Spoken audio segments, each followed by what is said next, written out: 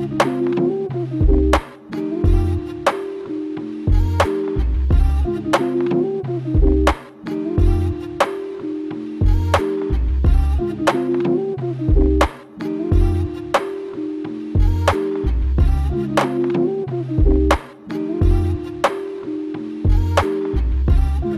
name is Bruce Lemon. I'm playing Ernie, his boyfriend.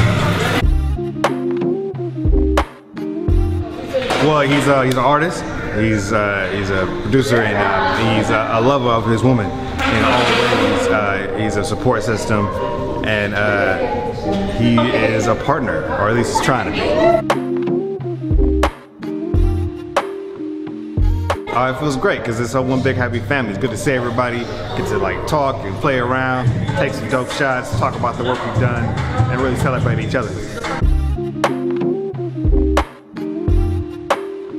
My favorite moment on set was actually one of the first scenes we shot in the bathroom, stepping out of the shower.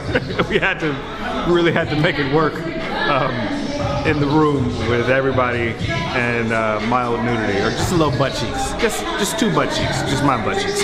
But it was a hilarious moment on set. And then we ate tacos.